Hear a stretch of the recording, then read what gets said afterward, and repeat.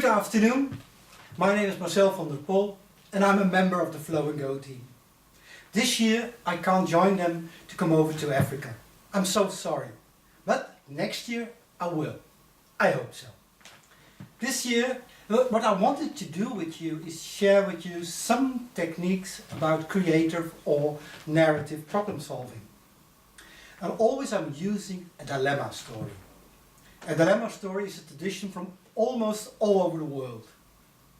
This time I want to share with you a story from a very cold country, maybe the other side of the world. It's a story about a tribe. I can't remember the name, but the tribe was just wandering around on the ice in the winter. It was not a normal winter. No, it was a very severe winter. And it was a winter that took more than 6 months. No, even more than 8, 9 months this year. So the people were so tired and so hungry and so cold they even didn't talk to each other. No, just 2 old ladies. They talked. One was Bert, and Bert was about 82 years old. She was a grandmother, and Star was 78 and she was single. But both were midwives, and they knew it.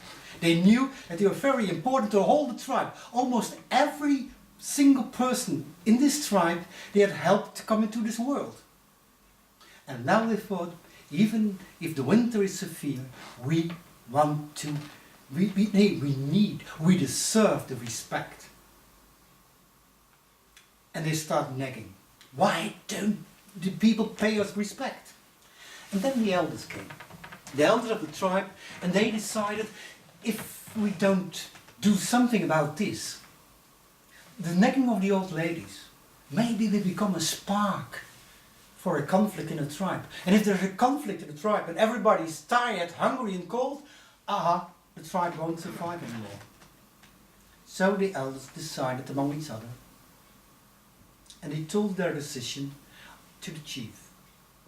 And they told him to go over to the 2 old ladies and tell them, please, you have to leave. It's the end of you. We have to make a decision between the tribe and you. We choose for the tribe and not for you. Can you imagine what had happened? Oh yes, Bert had a daughter. And the daughter thought, well, I want to help my mum, but if I will help my mum and say no to the elders, I'm in danger myself. So maybe they will tell me to go with my mother. No, I won't tell anything. But my grandson, 12 years old, he said, I go with my mum. I give the machete. I give all the tools I have just so my grandmother can survive.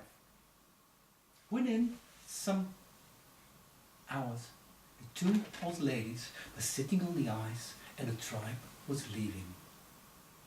The old lady, one old lady, Bert said, well, it's the end of my life. And Star said, no way. I'm single and I'm a rebellious type and I know how to survive, and I tell you, I want to survive and I need you to come along with me.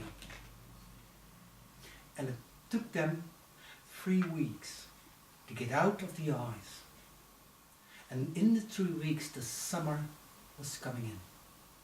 So they survived, even without the tribe. And you know what happened? There was a big river in this country. On one side the tribe is a summer camp. On the other side of the river, the 2 old ladies started their own small summer camp. And when the tribe came back and he saw the smoke on the other side of the stream, well, they tried to communicate. They tried to make contact.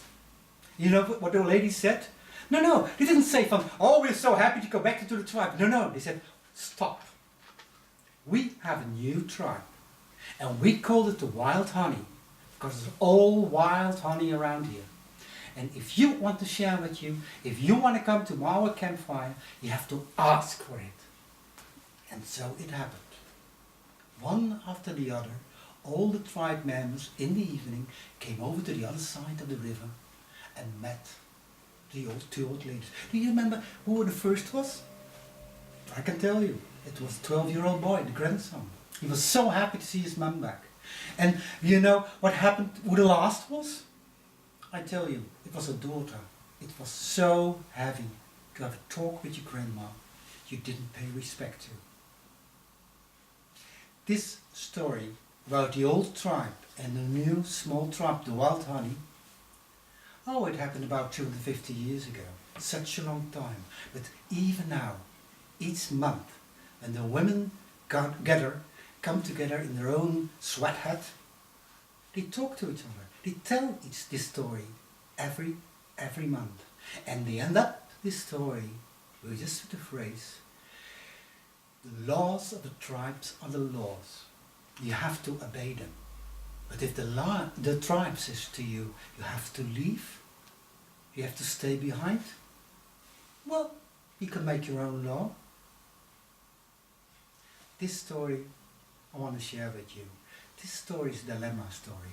In this story I ask you to go into this story and think for yourself, if I was an elder, if I was a chief, if I was one of the old ladies, even if I was a daughter or a grandson, what should I decide? What should I do? It gives you a different perspective on every situation.